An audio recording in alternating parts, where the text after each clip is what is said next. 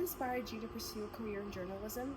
And was there a specific moment when you knew that this was the path you wanted to follow? Well, I can say openly I never planned to be a journalist, but my career started with 2 articles. I published 2 articles and I got the invitation to start working for the media. The organization where the media was quite an important part of that organization, so that's how I started to investigate what journalism is. And for me it was important to be in places where other journalists cannot go. I decided for myself to go to the places where the people are not able to deliver their voices for the global audience because of the lack of attention, because of the absence of the global media there. I started to investigate, I started to write more, read more, attend different kind of trainings, etc. And here I am, sitting in front of you and thinking that journalism is indeed very responsible and good profession for young students. Yes, I absolutely agree. Ms. Lavrina, you mentioned going to places that other journalists can't go. And from your work, you have reported from post-conflict and high-risk areas across different regions. What has frontline reporting taught you that cannot be learned in a newsroom or a classroom? Absolutely. Time to time, it's not only the post-conflict areas, but also the areas where the conflict is going. Therefore, as I mentioned before, it's very important to understand what conflict is. And I guess my first experience was here in Azerbaijan during the Second Karabakh War or 44th Days Patriotic War, where unfortunately there was so much wrong information spread around the world, so much biased information.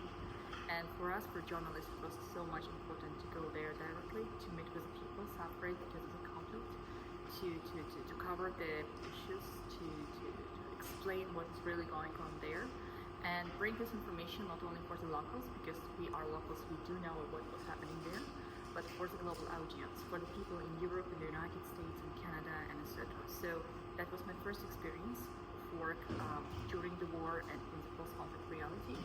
And then after I found that there is one corner in the world which unfortunately is uninvestigated, and it's Africa, the African continent.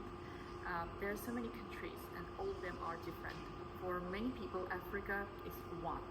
So the idea was to show to the global audience what Africa is really for true at the moment, like how countries are different, what is the reality there, and why people there deserve to be heard, not only in the United Nations but also in other different global media.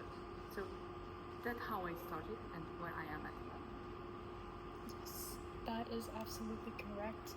I think that transparency in news is definitely a lost art. And that brings us to our next question. How do you balance journalistic objectivity with personal emotions when covering conflict, crises, or sensitive political issues? That's a very good question, I will say. And it's a professional question because so many journalists who interviewed me asked me the same question, if it's easy or not. And I will say it's not easy, because when you travel somewhere, of course you want to show the truth on the ground. But when you meet the people, the refugees, IDPs, the mothers who have 8 or 10 children, especially in African countries, and who suffer a lot because of the conflict, because of the inability to live in the proper conditions, those who are living in the shelters. You know, those people, they don't care about the outcomes of the conflict. They do not care who is fighting and why do they fight for. These people are willing to live in peace. And it's very sensitive and it's very emotional when you ask a simple question, what do you think from the political perspectives? And they're saying, we don't care about politics. What we need is food, the house, the proper conditions, living conditions, and a good future for our children. And then you have to decide for yourself whether you really want to go to in the political perspectives, analyzing what's happening there, or you just want to bring this case before the global audience and to make sure that their voices are heard. Indeed, it's very sensitive, but if you are a good journalist, then you have to avoid any biases. You have to be, let's say, clear what's going on there, and you have to make sure that it's not you who make the final conclusion, but your viewers, the audience, decide what is wrong and what is bad. You just show the reality of the ground. Yes, that is absolutely correct. Moving on to our next question. As a woman working in geopolitics and frontline journalism, what challenges have you faced, and what progress do you still think needs to be made in the media industry? This is also the question I was asked several times, and I will say we are living in the 21st century. Therefore, me as someone who really believes that women are strong enough, I do not like this division between men and women. We are equal, and of course, there can be some limitations, especially if you're going and visiting some Muslim states. But from my perspectives, I will say if you really want to find the truth, there is no any limitations and there is no any barriers you cannot overcome.